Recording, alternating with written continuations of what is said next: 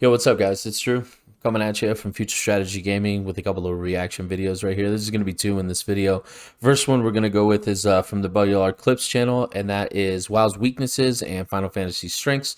Super quick video. It's only 7 minutes long, so I figured we can watch two in this particular one.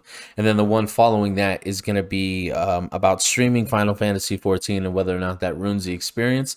I know that that is in a direct reference to Asmongold joining the community and saying that he is going to give Final Fantasy a shot. So I'm interested to see what they say about both these different things, and having as much WoW knowledge as I do, I'll be able to kind of give you some comparisons about the weaknesses and strengths. So let's get right to it.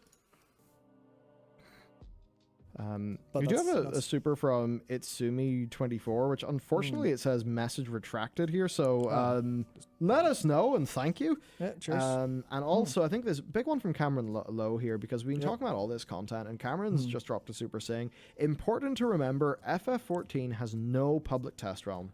It's all internal QA for patches. Yep. Now,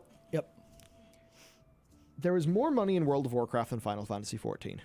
Like, I'm at the moment, that at no point has FF14 been above World of Warcraft and say back when Super Data existed, Super Data's monthly revenue estimates. Sure, absolutely, and it's still not there. So, how is it? And I'm saying this trying to set you up, but I think I know what you're going to say. But it's, how is it that them, as a smaller MMO, less resources to go around, etc., etc., are able to do entirely their own QA, not have any public test realm? How is it that that is possible? And are there any notable downsides of that direction that people actually experience? Like, is content buggy in this game when it comes out? Is, all of those things, like... I would say collectively I've played this game for almost a year now, through all my time over the last 3.5 years. Have not encountered a single bug within Final Fantasy XIV. Are there odd design decisions the players would have caught if there had been a PTR? What is it like? I actually don't really know very much about this historically. I have never heard anything about them being particularly buggy at launch. I honestly believe it is down to, I see people saying like it's a few bugs, balance issues, like there's Japanese integrity, Japanese work culture, Japanese pride. You know what I think it is more than anything else? I think it's Yoshi P. And I don't mean this to be like, oh, he's such a hero, he's leading his team perfectly. I actually mean he's a producer. Yes. He's a producer first, director second. Correct. Absolutely That's correct. Where he came from. I can't remember exactly what he was doing on Dragon Quest, but like which is a fucking great game. Work to make he said that. Yeah. And he's a producer by nature. Yeah. So I imagine he's actually just working himself into, because that man is aged. Into dust. That man has aged 40 years, looking in like 10 years. It's nuts. Right. But that man works the himself, Obama effect. Yeah, he works himself into oblivion, and like I think it's just. And we all benefit from we got it. Like Mister, one of our members here, saying not much. We Bugs, appreciate his work. Has come relatively fast too. Yeah. True. Yeah. Well, cool. Yep. Seems like WoW has loads of bugs and design quirks, but hotfixes come slow. Why? Because I think there's production problems. Like the documentary about 1.0 is probably a very good thing. Resource point to look at, because as far as I recall, yeah, the no clip document. A bunch of morons, yeah. Essentially. Like I saw someone earlier say, I can't remember what the context was, but they what do you call it? You couldn't jump in 1.0 because the ex-producer said you didn't need to in an MMO. Get the fuck out of here! Huh? I had no idea. I believe someone said that what as a well. Weird game 1.0 seems. Oh, it was a nightmare. I only played it for a couple minutes. And I never played it, so I can't. It's going to save me so much money in the long run with the legacy sub. I enjoyed the no clip doc and that. Yeah. We got Mugatu saying the internal testing is very good and Yoshida is actually good the game, maybe good at the game, so they know what they're doing, unlike some Resto Shaman players. Yeah. Well, I think that bit at the end is a swipe at Ian, because Ian's main is a Resto Shaman. People really like armoring. Grogthog, I think is the character name. Yep. People go into Ian's shit way too much. Who gives a fuck if he plays one particular class and it's good all of a sudden? That's not how they go about design. And if that is, that's why that game is going to eventually collapse on itself, but that's not true. I'm going to defend WoW in this situation. Just because he plays it does not mean that's why they're strong. Resto has a fantastic kit. It always has.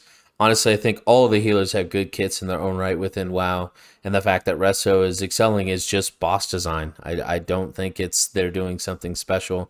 It's how the Covenant system is working with Resto right now. That's going to change over the course of the expansion. Too many people get hyped up about Ian's that. Probably played all those dungeons, all those raids multiple times in a way where the armory will never pick it up because he did it internally. Yeah. Right. It's just that sort of thing. Yeah, his logs suck. Yeah, I don't think it's anything really to do with an individual Resto Shaman, but I certainly think maybe, I don't know, maybe FF has got, their production is better set up to allow for QA and things like that to be good. Maybe they have more QA staff. Mm-hmm. I was going to say their testing team's better I do by remember far. on QA, somebody, they I don't know if it's a leak, maybe it's a leak, but they dropped us a line anyway. How much can you remember? It was the QA tester person. Oh, but basically, I can't remember. It was not good money per hour, especially considering the living expenses of the area. Yeah. It was like shocking considering the living expenses. What are they of the talking area about? For Activision Blizzard. Oh yeah, Irvine, California. Mandatory overtime being a part of their contract. And it was like, well, Jesus Christ! Like that's it. Not that I can bring that up and pretend, and not think about Japanese work culture. Oh yeah, that's deeply a problem. I mean, that's something that I probably.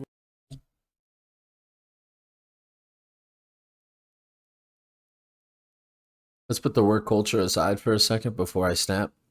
Yeah, we know Japanese culture values work culture way differently than Western society. That's just how it goes, and congrats to them. I think it's great. I absolutely wish I had that level of work ethic.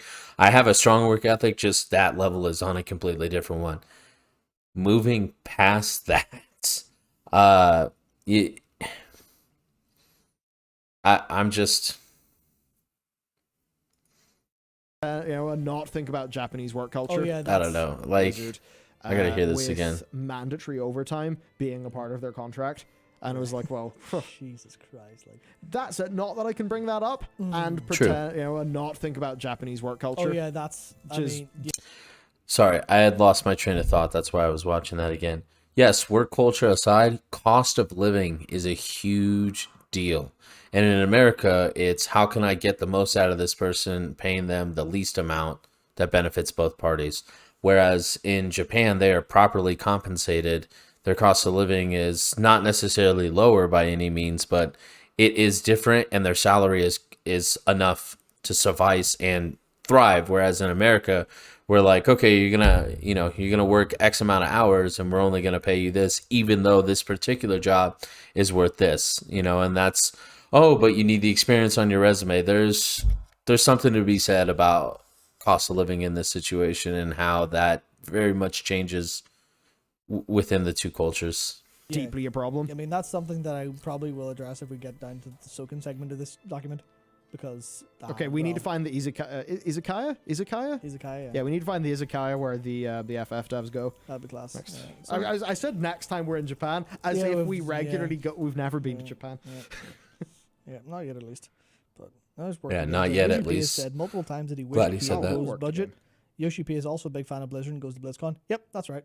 Yes. It's one of the things I think is insane, and this is in a video coming out next week, I think. But like the whole point of like 2.0 was Yoshi P went, right, everyone's playing WoW. That's the game we're looking for. Gonna model That's after. What we want to do. Yeah. And went, he was playing it. Cataclysm and Mists at the time when they're making 2.0, and they came out with 2.0. It was good, but they've just had this line of progression to Shadowbringers, and WoW's not had the same curve of improvement. But it's a case of, it's literally like Yoshi P is just, if you put MMO into human form, it would either be Asmongold or Yoshi P. Basically. Okay, so we need an Asmongold, Yoshi P, Voltron. Yeah, Jesus. That's it. Almost definitely. Oh man, yeah. Oh man, I'm thinking just because we have loads of FF supers here, Tons of them. it probably makes sense to pause the community stuff, part of the news. And again. I think it makes sense. You know what I mean, though. Every bastard we get, yeah. I do think we will get to it because we are at least going to cover another hour, so we can get the cliff notes of that. The Venruki Holinka interview. Yeah, absolutely. Oh, Minstrel is also Yoshi P's own NPC according to a Super by Nino. That's interesting. Yeah, it's literally his NPC. Yes. Oh man, that's the kind of stuff that's just funny as hell. Like, 1 second. You have dropped so many super chats, my dudes, that I can actually barely, barely parse through to work out where we are. Cool. All right. There was one area that I didn't want to touch on during, but I'll touch on super quick here. This, I didn't bring it up in my why I'm leaving WoW for Final Fantasy video, just because it was so obscure, but I actually remember the moment that I snapped and finally said I'm no longer giving this company my money. If you are familiar with WoW at all, then during the Shadowlands experience, you know that it's been a little bit slow. I was playing a monk class, and the class I was playing of the monks, that's 3 specs, was the Windwalker one. I fell into that. I went into this expansion knowing I was going to play monk, but not knowing which of the 3 specs that I was going to. The raid group that I was a part of at the time said, hey, listen, we have our tanks solidified. We have our healers solidified. You can try to make the team as a Windwalker DPS. I said, okay, well, I want to play monk. I'm going to go do this. So I went on and started doing Windwalker, which is a melee DPS class, and I was having a great time, not only because it's a super fun and engaging class, especially with the Covenant system, changing your rotation a little bit and how that works out, but because it was doing exceptionally well as far as parses go, because within that community, it's very parse heavy versus, I know there are parses in Final Fantasy, but we're not allowed to talk about them, you know what I mean? So I'm playing, we're going through progression, we're 6 out of 10 in the newest raid, and all of a sudden some hotfixes come in, which to me, hotfixes are fine, I totally get it. What pissed me off is one of the hotfixes was, or 2 of them were directed at Windwalker. One of them was hey, this isn't working as intended, how we wanted it to, we're going to revert this to this, and that's how it's going to be. Cool. That was specific to the Shadowlands experience because of the way that they made the system work with the Legendary. Okay, I am okay with that. The next one was them fixing how one of the abilities interacted with mobs. This had been a bug for 4 expansions. 4. It was well known within the Windwalker community. It was 4 expansions worth, and they decided to fix it 4 expansions later because all of a sudden they don't like how the numbers look. This video is probably not going to get a lot of views. I was so fucking pissed off that I was blown away, and I was like, this is it. I can no longer support a company that wants to retroactively fix issues that have been years that we've been saying has been happening for years. The top Windwalker commentator, guy who writes Windwalker guides for the main website, for resources, Babylonia, said, we have known about this for years. I have been reporting about it for years, and now we get it fixed. It essentially nerfed my class. There was some retroactive changes weeks later that brought the class back up to speed, but it was that one decision to make a fix to something that was years fucked up, if you will, blew my fucking mind. And it was, we don't know how to balance this. We're going to fix an issue that you guys have said has been an issue for a long time because that'll fix it. It's like, first off, why did it ever become an issue?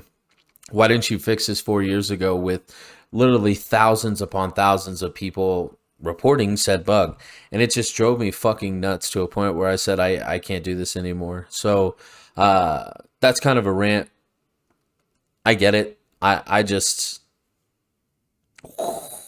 you don't see that in Final. The hotfixes that do come along, they're very quick. They say, okay, they isolate the problem. Hey, this isn't working as intended. Cool. Let's go into the code. All right, this is what fucked us up. We're good. And he didn't talk about it, but during that video at some point, I don't know if I can just find it offhand. There's a super that comes in. Is it this one? No. And he brings up, one of the guys who does a super talks about how if you are interested to see what some of the bugs are like, Mr. Happy, who I think is one of the top Final Fantasy XIV creators. Mr. Happy actually details original raids, like AAR raids or ARR raids, and the bugs that they had initially and how they got fixed, which, you know, just kind of shows you the difference between the two game designs and how quickly things get done. I could not even fathom Yoshi P having the same budget that WoW does. We would have way too much shit. I mean, it'd be great, but it would be so much shit. It'd be absolutely insane. And I think that would be wild. And I hope that this influx of players that comes in, that they like the game, because if you don't like the game, don't play it, because you'll be poorer for it. You know what I mean? Not financially speaking, but you'll have wasted time and look at the game with resentment instead of, it wasn't for me. And B, if people do like the game because of how good it is, that could bring in a flow of revenue right before the Endwalker expansion, which looks at 6.2, 6.3, 6.4, 6.5 if it goes that deep, as well as 7.0. Like, if we can get an increase in budget because we have so many more people playing, like, imagine having, you know, multiple ultimates per expansion. I mean, there are countless possibilities. The design team, the artwork, like there's crazy amounts of stuff that can come out of that, and I think that would be pretty sweet. So hopefully this lull in WoW actually turns into a boon for Final, because A, it's already working that way, but B, hopefully it can get even better.